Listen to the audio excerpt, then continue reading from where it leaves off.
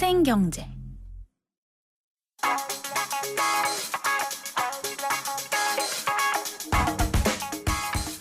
안녕하세요. 멜로디경제 대중음악평론가 이대화입니다. 지난 10월 18일 서울 상암 월드컵 경기장에서 온라인 게임 리그 오브 레전드의 월드컵 결승전이 열렸습니다. 이날은 e스포츠 역대 최다 관중인 유료 관객 4만 명을 동원했는데요. 관객 수만 봐도 한국의 게임 시장이 얼마나 엄청난지 한 번에 알 수가 있죠. 재밌는 건 이날 오프닝 공연으로 세계적인 밴드 이매진 드래곤스가 올랐다는 것입니다. 요즘 최고의 인기를 끄는 밴드여서 웬만한 락 페스티벌에서도 이들을 부르기가 힘듭니다. 엄청난 섭외비도 들 뿐더러 스케줄을 맞추기도 쉽지 않거든요. 그런데 이 게임 결승전 오프닝 공연에 이들이 섰습니다. 더 재밌는 건 공연을 마친 이매진 드래곤스가 한국을 방문한 기념으로 PC방에 들렀고 여기서 찍힌 인증샷이 SNS를 휩쓸어서 결국 포털 사이트 실시간 검색 1위에 올랐다는 것입니다. 음반사는 기쁨의 비명을 질렀겠죠. 이젠 새 앨범을 발표하지 않아도 엄청난 가수비 아니어도 이렇게 독특한 행사 하나 치르고 PC방 사진 하나만 올라가도 화제를 일으킬 수 있는 시대입니다. 이매진 드래곤스는 별것 아닌 이 이벤트로 한국에서의 인지도를 확실히 굳히게 됐습니다. 홍보라는 게 그러고 보면 참 어려운 것 같지만 한편으론 또 쉬운 일인 것 같습니다. 음악은 이매진 드래곤스의 최대 히트곡 It's Time 듣겠습니다.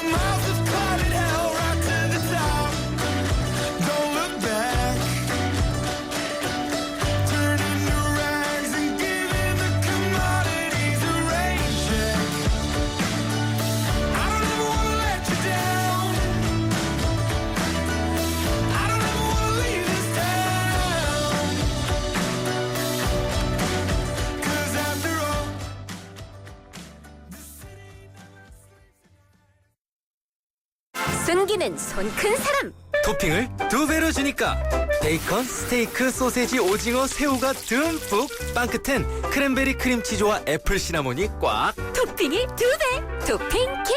와, 맛도 2배네. 1588-5588 피자헛. 지금 주문하면 미디엄 가격에 라지를. 김윤경의 생생경제.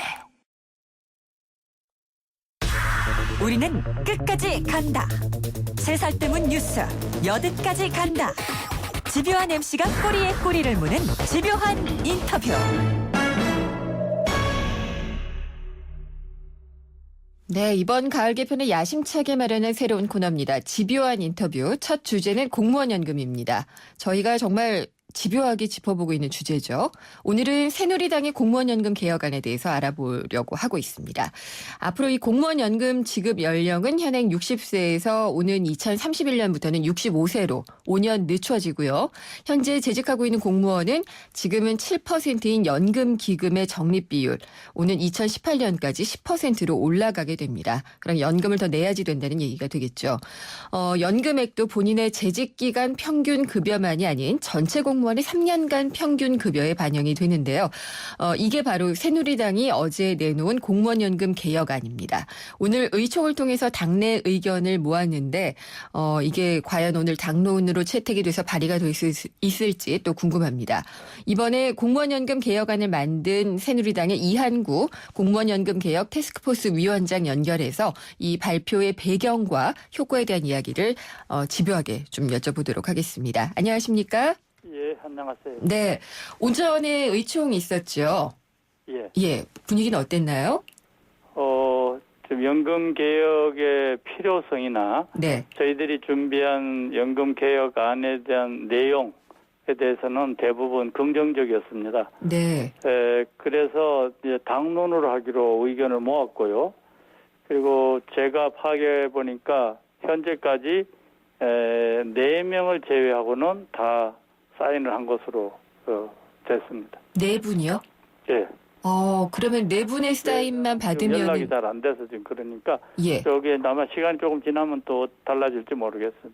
예, 오늘 발의를 하실 계획이시잖아요. 예. 오늘 5시쯤 할 겁니다. 5시요. 그럼 네 분의 만약에 사인을 못 받아도 발의는 되는 건가요? 그건 상관없습니다. 아, 10명만 넘으면 되니까요. 10명만 넘으면 돼요? 예.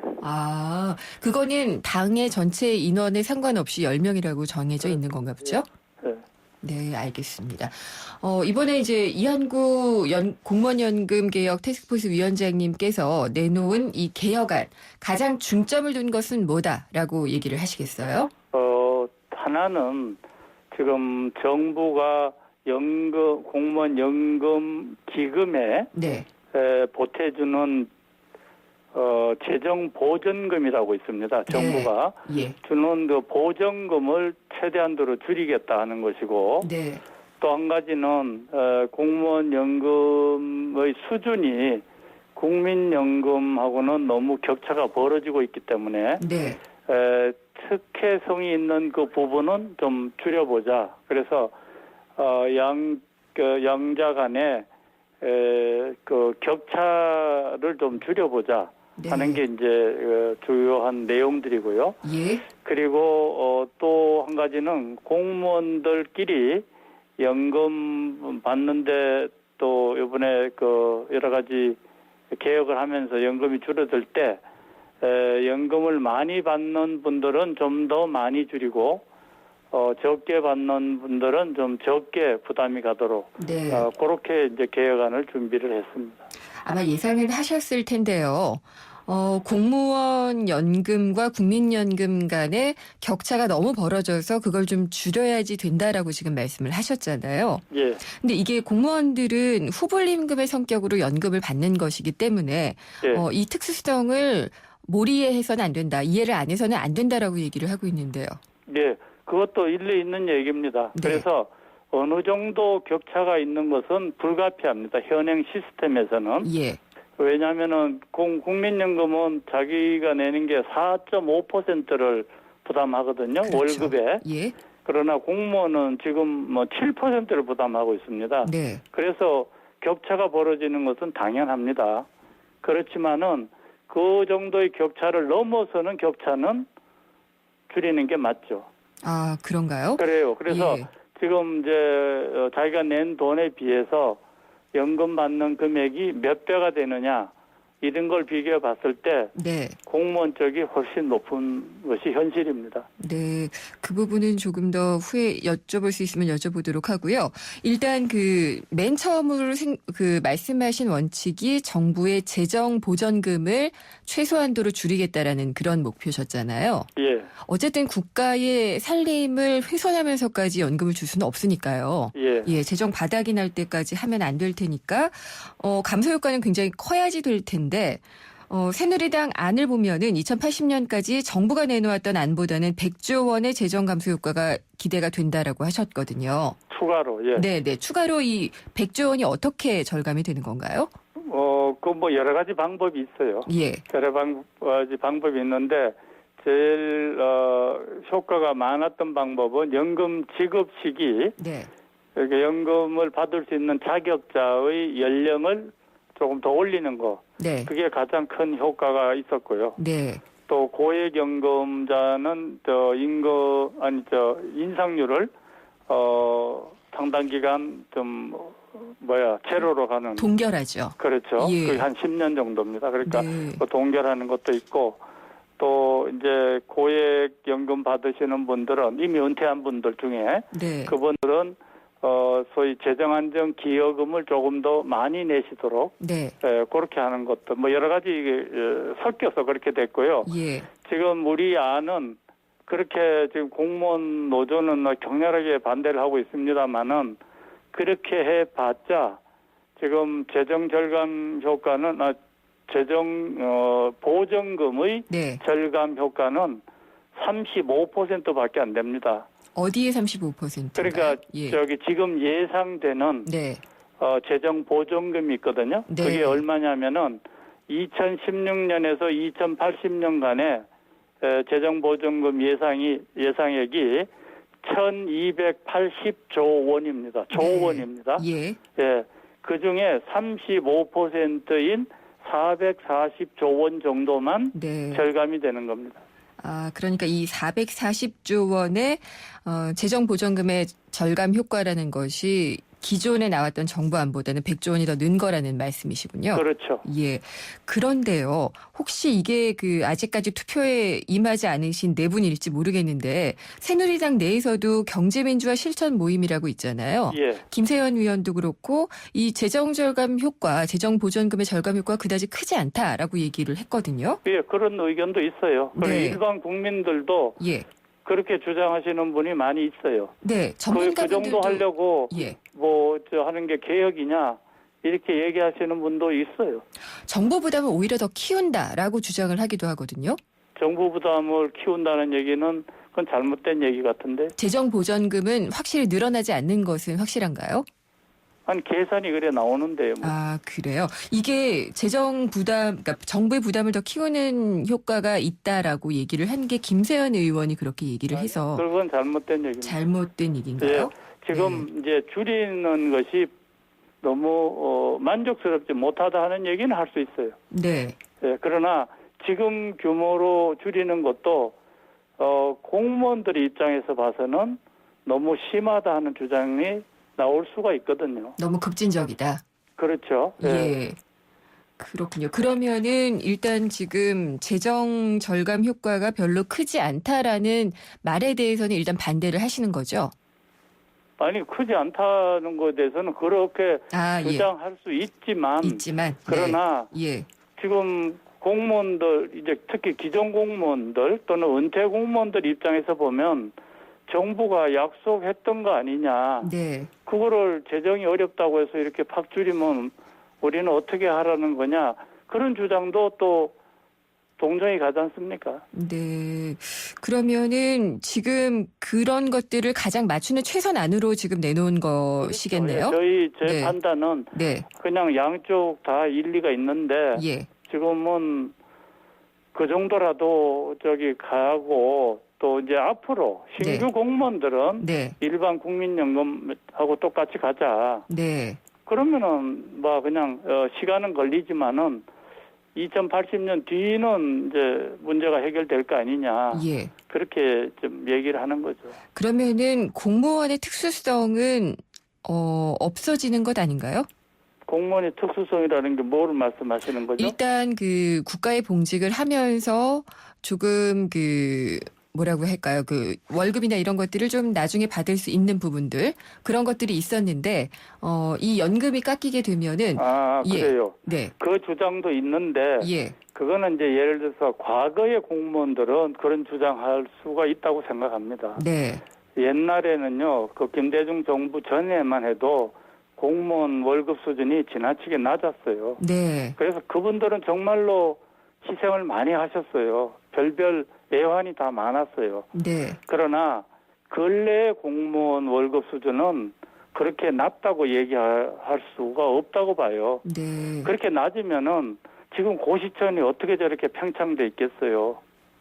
고시천이 예. 경쟁하잖아요. 네, 알겠습니다. 그건 알고 계시죠? 예, 아직까지도 뭐 이 그러니까 공무원이 되기 위한 그런 공시족들이 많이 있다고 얘기를 하는데요. 굉장합니다. 예. 젊은 사람들이 왜 그렇게 하겠어요? 네. 그게 그러면 민간에 가는 것보다 그래도 공직사회가 신분 보장도 되고 또 산하기관에 진출하기도 편하고 다른 혜택이 있기 때문에 그런 거잖아요. 직업의 안정성 이외에도 이제 뒷일을 책임져 준다는 그런 말씀이신 뭐 여러 것 가지가 같은데요. 있잖아요. 네. 그러니까 지금 공무원들이 여러 가지 민간이 부담 안 하는 걸 부담하는 경우가 또 많이 있어요. 알겠습니다. 그분들이 뭐 예. 무슨 일 나면은 산불 끌어가고 뭐 무슨 재해재난에 동원이 되고 별의별 일이 다 많잖아요. 네. 그래 그런 것도 있지만은 또 다른 민간이 못 누리는 것도 있거든요. 알겠습니다. 이한구 위원장님, 그 이제 세 가지 아까 그 개혁의 원칙을 얘기하실 때 마지막이 하우상박이었어요. 예. 네.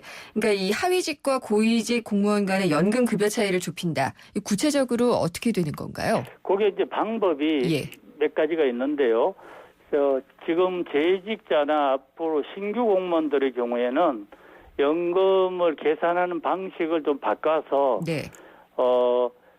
평균 그러니까 공무원들 사회 내에서 평균 연금보다 적게 계산되는 분들은 평균 연금에 가깝게 올리도록 하고 네.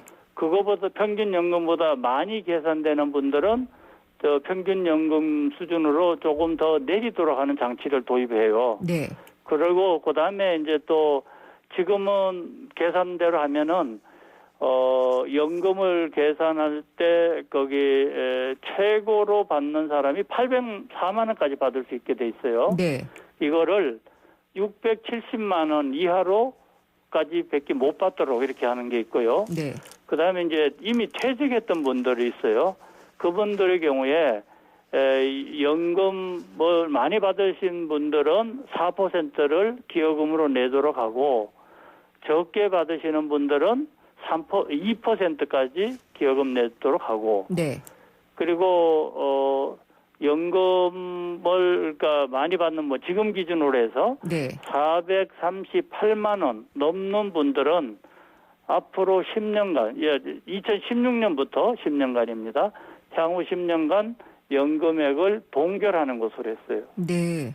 그렇게 하면은 하우상박의 원칙은 많이 지켜지나요? 이게 모자라다는 주장도 많이 있거든요. 글쎄요. 그렇게 또 생각하시는 분들도 있죠. 네. 그러나 이 정도면은 상당한 정도 이렇게 개선이 돼요. 네. 그리고 이제 많이 받으시는 분들 중에는 10만 원 이상이 이게 더 부담이 되고 현행보다 네. 적게 받으시는 분들은 현행보다 8만 원 이상 또 개선이 되고 그래요. 알겠습니다. 이 공무원 연금 개혁 3번이나 실패를 했었거든요. 지금 다시 이렇게 추진이 되는 것이 지금이 공무원 연금 개혁의 골든 타임인 것은 맞나요? 이제 그것도 뭐 골든 타임이라는 게 어떤 의미인지 몰랐는데 저는 두 가지를 좀 강조하고 싶어요. 네. 하나는 지금 재정 상태가 더 이상 공무원 연금에다가 돈을 계속 지원해 줄 수 없는 상황으로 가고 있다 네. 하는 거고요. 또 하나는 선거가 지금 정치 일정상 선거가 있는 해 전에 1년 정도는 개혁 조치는 아무것도 할 수가 없어요. 우리 예. 좀 정치 풍토가 네. 그래 그런 관점에서 보면은 지금이야말로 내년에 선거가 없으니까 네. 이때 하지 못하면 2022년까지 아무것도 못한다. 아, 그래서 그럼 어떻게 되느냐? 예. 10년 뒤에는 1년에 정부가 공무원 연금기금에 보존해야 될 게 10조 이상, 네. 군인연금에 보존해야 될 것이 5조 이상. 네. 그러면 15조 이상을 이 연금에다가 집어넣어 줘야 되는데 알겠습니다. 추가로 예. 그때 되면은 아마 국민들이 가만히 안 있을 거다. 네. 연금제도 없애라는 소리까지도 나올 수 있다. 이렇게 판단을 예. 하는 거예요. 그러니까 선거 일정상으로 보더라도 내년에 없기 때문에 올해 해야지 된다. 그리고 또 이제 박근혜 대통령도 올해 안에 이게 마무리되기를 촉구를 하셨거든요. 예. 올해 말까지 될 수 있을까요? 글쎄, 그거는 야당에 달려 있죠. 야당에 달려 있나요? 그렇죠. 공무원- 야당이 예. 이거는 못하겠다 그러면 지금 우리 국회법상은 대책 없어요. 공무원 노조 입장은요? 물론이죠. 공무원 노조가 또 극렬적으로 저항하면은 네. 또 야당도 뭐 더 안 하려 그러겠죠. 근데 그러니까 지금 제가 부탁드리고 싶은 것은 예. 지금 이번에 못하면은 네. 뭐 지연작전 쓰면 안 하고 넘어갈 수 있겠죠. 그러나 지연작전 썼다가 네. 한 10년이나 20년 뒤쯤 돼서 연금 못 받아도 괜찮은지를 한번 판단을 하시라 그거예요. 그러면은 지금 공무원 노조 측과는 공무원 노조 측의 주장은 협상도 해본 적이 없다라고 얘기를 하고 있어요. 예. 같이 의논을 하거나 얘기를 해보셔야 되지 않나요? 국회에 제출되면은 네. 자동적으로 예. 사회 각 분야의 사람들이 참여하게 돼요. 네. 공무원 노조만이 지금 문제가 아니고요. 예. 이 문제는 납세자가 전반적으로 다 문제가 되는 거예요. 이해관계자예요. 예. 그러면은 일단 지금은 이 안으로 당론으로 채택을 해서 발의를 하고 그 이후에 논의를 하시겠다라는 거네요. 국회에서 예. 제안되면은 네. 자동적으로 거기서 공청회도 해야 되고 예. 여러 가지 여론 수렴 절차를 밟게 돼요. 네. 그리고 이건 아까도 말씀드렸듯이 여기에 관계되는 것은 공무원 노조만 이해관계자가 아니라는 사실이에요. 알겠습니다. 숙제를 지금 꼭 해야지 되는 이유는 지금 말하면은 2020년까지는 할 수가 없다. 22년, 22년까지는. 정치 네. 일정상 그래 돼 있어요. 알겠습니다. 공무원연금 개혁에 대해서 그러면 이 방송 듣고 있는 청취자분들께 한마디 해주신다면은 어떤 말씀 해주시겠어요? 네, 이거는 예. 정말로 저로서 또 공무원 하신 분들이나 네. 지금 공무원 재직자들한테는 정말로 죄송하다는 말씀밖에 못 드리겠어요. 이거는 고통을 드리는 거니까. 예. 그러나 우리가 여기서 고통을 받더라도 좀 조절을 하면은 그러면은 향후에 예. 공무원 연금 제도 없어지는 것을 막을 수가 있다는 점을 좀 말씀드리고 싶고 네. 그리고 또 이거 관계에 대해서 이 국민들이 주인이기 때문에 나라의 주인이잖아요. 네.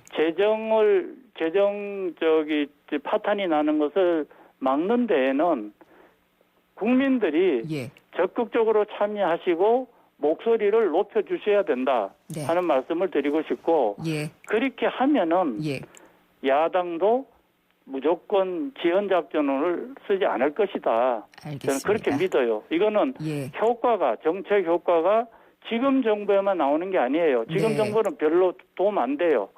앞으로 향후 정부들한테 굉장히 큰 부담을 알겠습니다. 덜어주는 것입니다. 예. 시간이 너무 짧아서 구체적으로 더 여쭙고 싶지만은 여기까지 들어야 될 것 같습니다.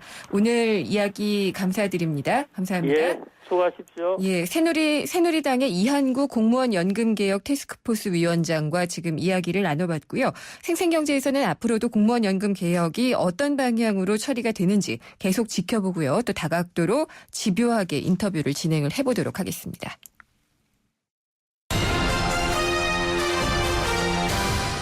국민 여러분, 드디어 전국 8만여 공인중개사가 운영하는 부동산 사이트가 등장했다는 속보입니다. 이름하여 K렌. 정부가 지정하여 신뢰할 수 있는 K렌은 전국 부동산 알짜 매물만 등록되어 있다고 합니다. 지금 바로 접속하세요. KREN, 한국공인중개사협회 K렌.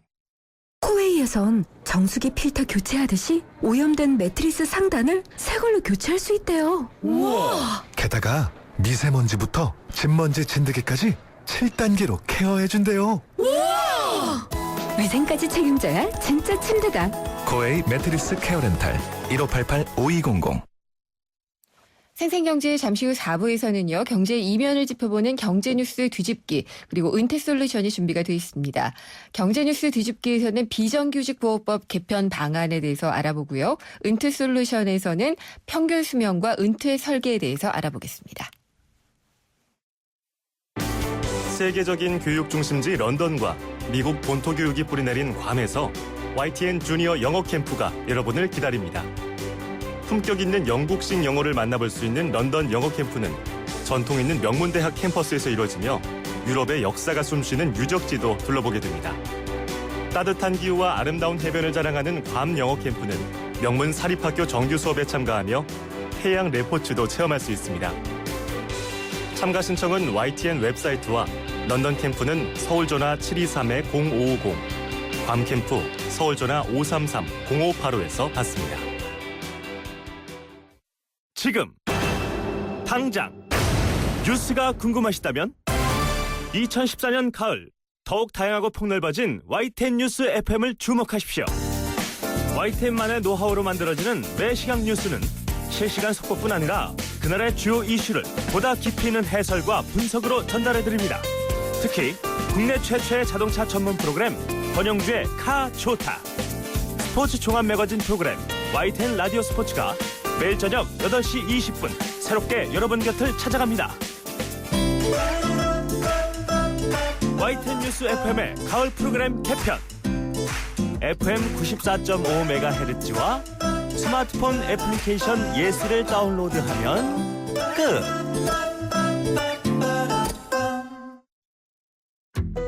경제를 위한 바른 시각, 본질에 다가가는 심층 분석, 가치를 추구하는 정확한 해석. YTN 라디오 김윤경의 생생경제. 28글자로 백성의 눈을 뜨게 하겠다. 세종대왕의 혁신적인 생각. 동서양을 융합해 새로운 문화를 만들겠다. 알렉산더 대왕의 창조적인 생각. 위대한 생각은 녹슬지 않습니다. 위대함을 향해 갑니다. 포스코. 왜 안 된다는 거죠? 넥센은 묻지도 않고 바꿔준다던데. 운전자 과실에도 묻지도 않고 바꿔준다. 넥센 윈터 타이어 명품 보증제. 품질도 보증도 역시 넥센 타이어. 12월 구매 고객의 하남 일부 품목 제외. 보증기간 2015년 8월 말까지. 이건 왜? 뉴스에선 볼 수 없었던 뉴스 속 스토리. 경제 뉴스 뒤집기 한파. 세상의 베이스가 되다 포스코 협찬으로 김윤경의 생생경제 4부 시작하겠습니다. 경제 뉴스를 좀 더 넓고 깊게 살펴보는 경제 뉴스 뒤집기 시간이고요. 오늘은 홍원호 시민경제사회연구소장 모시겠습니다. 안녕하십니까? 네, 안녕하세요. 정부가 다음 달에 고용 개선 대책을 발표한다라고 하는데요. 네. 비정규직 문제가 아무래도 제일 관심인데 고용 기간의 한도를 지금의 2년에서 3년으로 연장하는 방안도 포함이 되어 있다고 하잖아요. 네. 재계는 환영하고 오히려 노동계가 반발을 하고 있어요. 네. 이게 어떻게 된 거죠? 재계에서는 이제 그렇게 하면 비정규직을 더 많이 사용할 수 있으니까요. 예, 네. 활용하고 있는 거고. 예. 노동계에서는 이제 그렇게 하면 정규직이 크게 많이 늘어갈 거다. 네. 그래서 반대를 하는 건데 재밌는 거는 재밌다가 좀 이상합니다. 흥미로운 네. 거는 양쪽 다 뭐 이렇게 하면은 비정규직이 많이 늘 거라고 그렇게 그걸 인정하는 거 아니겠어요? 그렇죠. 양쪽 다. 예, 예. 그렇죠. 근데 지금 정부는 뭐 그렇게 또 하겠다고 하니까 네. 뭐 상당히 좀 걱정하는 사람들이 많이 있는 것 같습니다. 그러면 방금 우리가 얘기를 나눈 것을 좀 다시 얘기를 하자면 네. 노무현 정부 때 비정규직의 고용 기간을 2년으로 제한을 했잖아요. 예, 예. 지금은 다 2년이다라고 알고 있는데 예. 그렇게 했던 것이 비정규직의 양산을 막았다라고도 얘기할 수 있을까요? 네, 그렇게 해석할 수 있겠죠. 그러니까 요즘에 보면 좀 이상한 게 있어요. 그러니까 어떤 정부 거요? 쪽에서는 예. 비정규직이 최근에 뭐 늘고 있다 이렇게 얘기를 하고 있고 네. 노동계 쪽에서는 오히려 비정규직이 줄고 있다 이렇게 얘기를 하고 있거든요. 아, 그래요? 예. 그래서 이제 그 얘기는 뭐냐 그러면 정부 쪽에서는 계속 이제 비정규직 보호법에 효과가 없다 이런 걸 강조하기 위해서 늘고 있다 이렇게 얘기를 하고 있고 오히려 노동계 쪽에서는 지금 그 통계가 나온 걸 보면 네. 과거에 비해서는 상당히 이제 비정규직이 좀 줄고 있거든요. 그래서 네. 이제 양쪽 통계를 지금 이제 제가 쓸 수는 있는 입장은 아니고 그래서 그 중간에 이제 하나의 통계가 있는데 상용직이라는 통계가 있어요. 상용직이요? 예. 예. 상용직이 좀 다른 거는 상용직이라는 건 뭐냐 그러면 1년 이상이 상용직이고요. 네. 고용기간.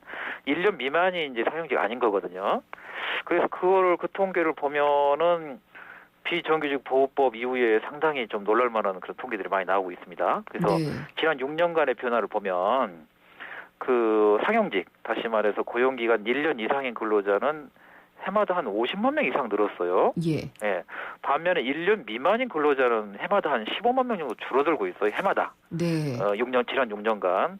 그렇기 때문에 이런 통계들을 보면 제가 볼 때는 뭐 비정규직 보호법 시행 이후에 비정규직이 줄고 있다. 예. 이렇게 하는 노동계 통계가 더 진실에 좀 부합하지 않나. 뭐 이런 생각을 합니다. 그러니까 이제 1년 미만인 근로자가 줄어들고 1년 이상인 사람들이 많아지고 있다는 것은 네. 그만큼 이제 오래 근무할 수 있는 정규직으로 전환이 좀 늘어나고 있는 것이다. 예, 그렇게 해석할 수 있겠죠. 해석을 하시는 것 같은데 오늘도 정규직 비정규직도 통계 나온 거 있어요. 보셨나요? 그 통계 나온 걸 저도 봤죠. 네. 그걸 봤는데 그 통계는 정부 통계거든요. 예. 고용부 통계죠. 예, 정부 통계청이 예, 낸 통계청에서 건데. 나온 얘기고. 그런데 지금 그러니까 그 비정규직의 통계 기준이 워낙 달라서 네. 너무 그러니까 노동계 쪽에서 나온 거하고 너무 달라서 이제 그 논란이 많기 때문에 네. 그걸 얘기할 수는 없는데 어쨌거나 많이 다릅니다. 예, 예. 그렇군요. 근데 이 상용직으로 보는 거는 정확한가요? 그러면? 그 오늘 발표한 건 상용직하고 상관없는 거죠. 제가 네. 상용직 얘기를 하는 거는 네. 이제 워낙 비정규직, 정규직 통계가 맞서다 보니까 그 중간에서 그러면 상용직으로 한번 추정을 해보자 그런 중간에서. 얘기고. 예. 근데 상용직으로 이렇게 비교를 해봤더니 이렇게 상용직이 많이 늘고 상용직 아닌 근로자가 많이 줄고 있는데 그러면 이제 그것과 연동할 거 아니겠어요? 정규직, 비정규직도. 네. 그런 연동의 관점에서 본다고 그러면은 이게 노동계 얘기가 훨씬 더 맞는 거 아니냐 이런 추정이 가능하죠. 예.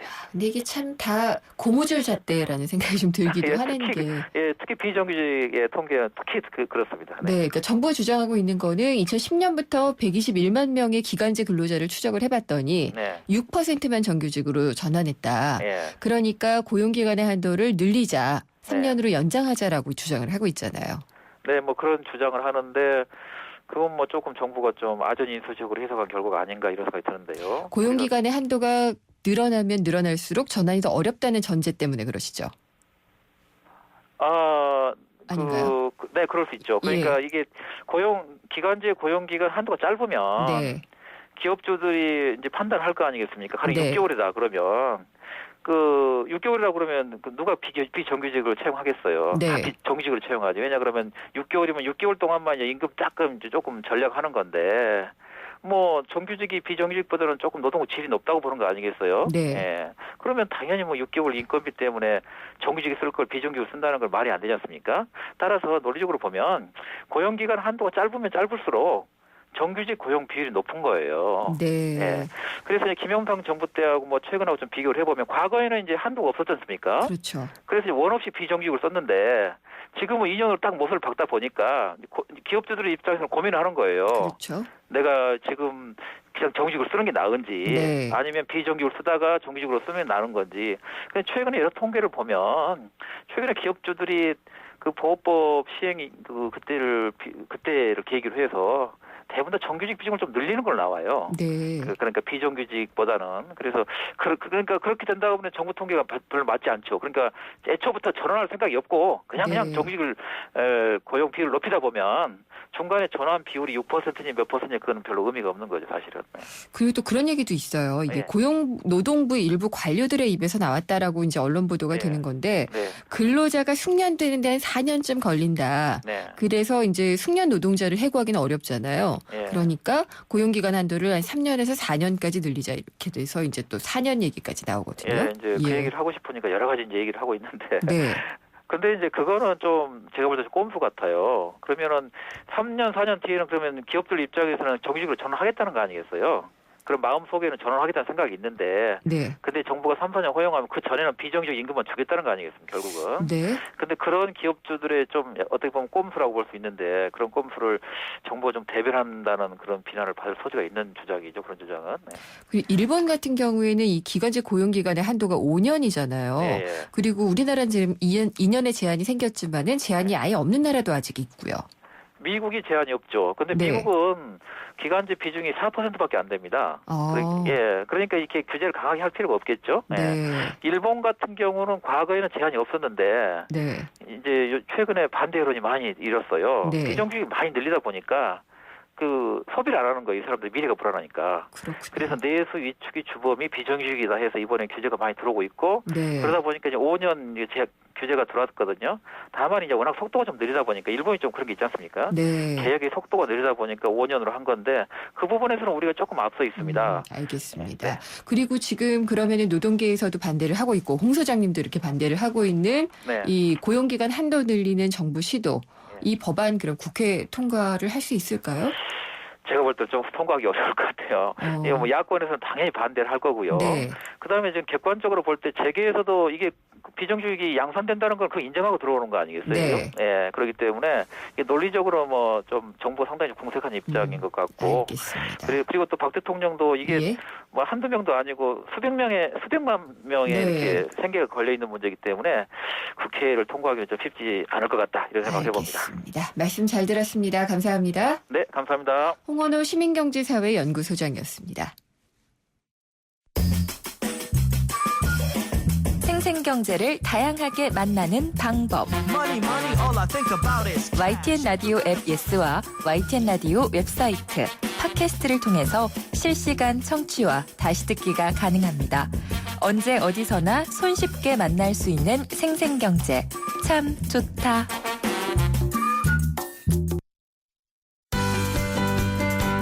행복한 미래를 위하여 은퇴 솔루션.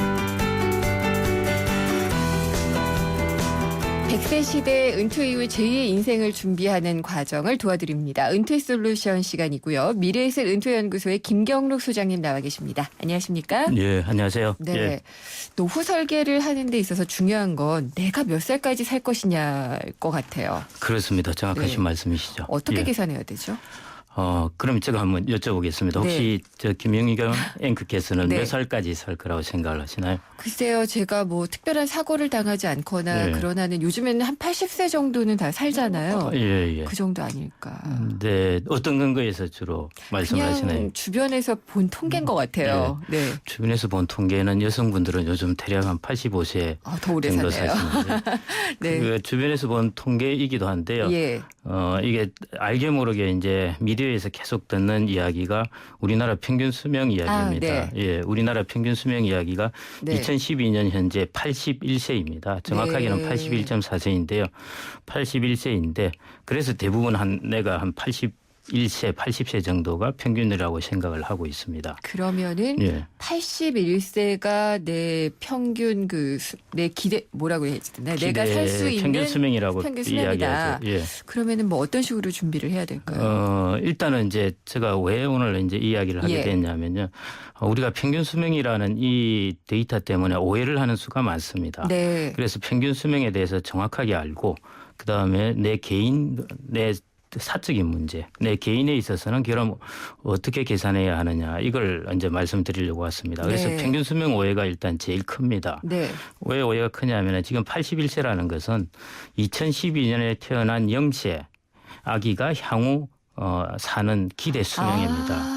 그러니까 이제 갓 태어난 아이들 한 예, 2살 예. 정도 되는 아이들의 예, 수명이군요. 그렇습니다. 네. 그다음 여기에 또 포함되어 있는 게 이게 평균 수명입니다. 네. 그렇기 때문에 예를 들어 10살 때 사망한 사람, 20살 때 사망한 사람 이런 사람들을 다 평균을 해서이기 때문에 네. 보통 사람들은 사실은 10살 때 20살 때 이런 사고만 안 당한다면은 평균 80세보다는 더 많이 산다는 거죠. 그렇군요. 그걸 이제 최빈 사망 연령이라고 그러는데요. 네. 가장 빈도수가 높다는 것입니다.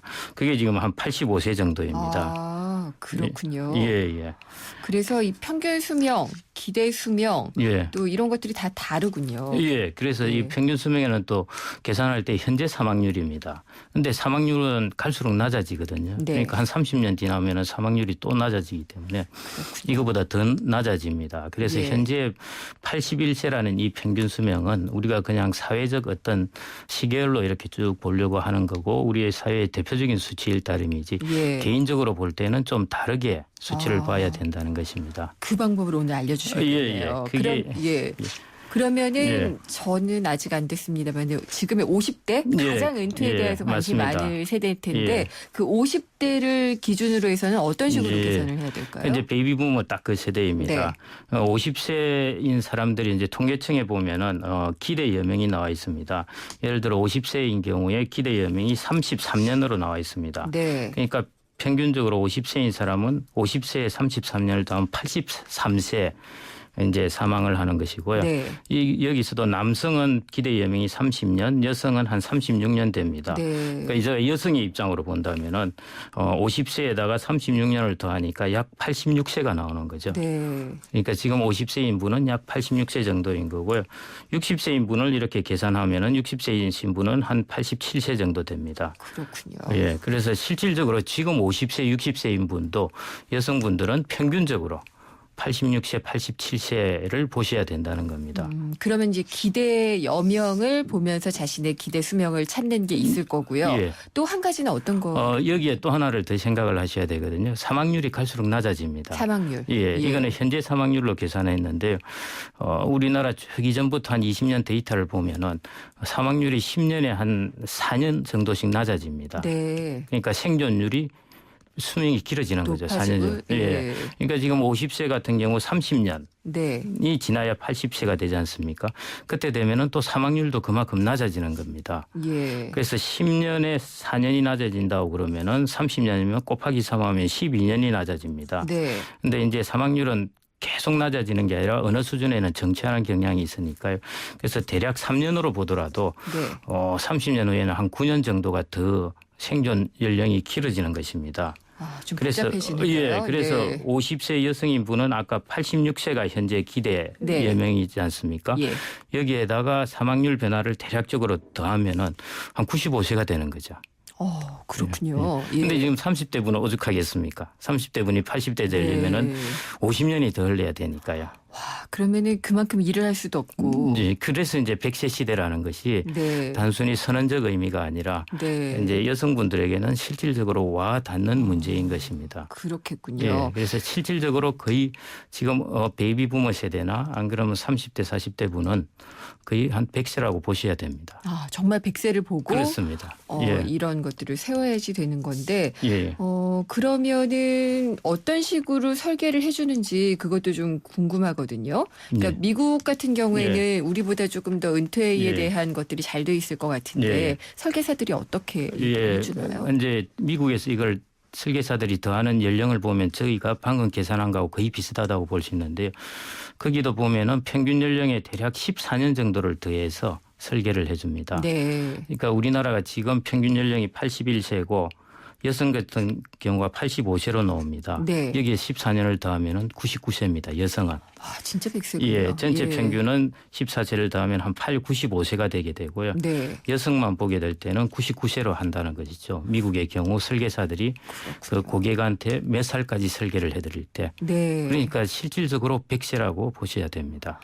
근데 이제 우리가 일할 수 있는 나이도 이게 통계가 나오는지 모르겠는데요. 나옵니다. 예, 그건 언제? 일할 수 있는 나이라기보다는 예. 우리나라가 제1의 직장이라고 그러죠. 주된 직장에서 퇴직하는 연령은 대략 54세 정도입니다. 되게 빠르죠. 너무 많이 남네요. 그런데 얼마 전에 언론에도 나왔듯이 우리나라는 어렵기 때문에 생활이 일은 그만큼 또 더 오래 합니다. 예. 그게 70세까지 합니다. 70세. 예. 70세까지 일을 할 수 있으면 다행이고요. 예. 하더라도 그 이후에 남는 게 거의 네. 29년, 25년이 남습니다. 어떻게 해야 될까요? 이 부분 조금 더 이제 하나 더 좀 유의하셔야 될 게 또 건강 수명이라는 게 있습니다. 예. 이 부분에서 여성분들이 특히 이제 좀 주의하셔야 되는데 그냥 평균 수명을 따지자면은 지금 남성이 한 78세, 여성이 85세입니다. 근데 건강 수명을 따지자면은 남성이 65세고 여성은 불과 66세, 7세입니다. 왜 그렇죠? 이제 그만큼 오래 살지 않습니까? 네. 오래 산 만큼 그때 질병도 많이 얻는다는 겁니다. 네. 그래서 여성들은 오래 사는 만큼 질병 기간도 길기 때문에 건강 수명은 남자하고 크게 차이가 나지 않습니다. 그래서 그냥 수명도 중요하지만은 네. 또 건강 수명을 보고 이 수명을 이제 늘리는 것도 되게 중요합니다. 그건 내 건강을 잘 예. 돌보는 것으로부터 솔루션이 나오겠군요. 그렇습니다. 특히 여성분들에게 네. 있어서는 이제 80세, 85세가 넘으면은 치매라든지 이런 부분이 급속하게 증가합니다. 네. 그래서 이런 부분을 일찍부터 조심하셔야 되고 요즘 미국에서는 치매를 방지하기 위한 게임이 또 유행입니다. 어떤 거죠? 그 이제 뇌 인지 과학을 이용해 가지고 네. 뇌를 계속 자극하는 게임입니다. 혹시 해보셨어요? 안 해봤습니다. 저는 아직 해봐도 될 것 같은데 네. 앞으로 이것도 우리나라에서 아마 유행할 것 같습니다. 저도 좀 해봐야지 되겠다 이런 네, 생각이 네. 드는데요. 어쨌든 이 수명이라는 게 결국 굉장히 길고 우리가 생각하는 것보다 그렇습니다. 상당히 길고 백세가 실질적인 문제라는 겁니다. 일할 수 있는 수명은 또 짧아지고 하기 때문에 준비를 잘 해야지 된다는 좀 오늘 굉장히 좀 무서워지는데요. 무섭게는 생각하시지 말고 수명은 네. 그게 축복도 될 수 있고 재앙도 될 수 있습니다. 준비하기에 따라서. 예. 그러니까 다만 자기의 수명을 좀 객관적으로 정확하게 보시는 것이 일단 은퇴 설계의 제일 중요한 출발점일 것 같습니다. 네, 유익한 말씀 잘 들었습니다. 감사합니다. 예, 감사합니다. 미래셋 은퇴연구소의 김경록 소장이었습니다. 안녕하세요. 금난세입니다. 자녀 성장에 있어 환경보다 중요한 게 있을까요? 서울대를 품은 신도시에서 아이들의 꿈을 키워주세요.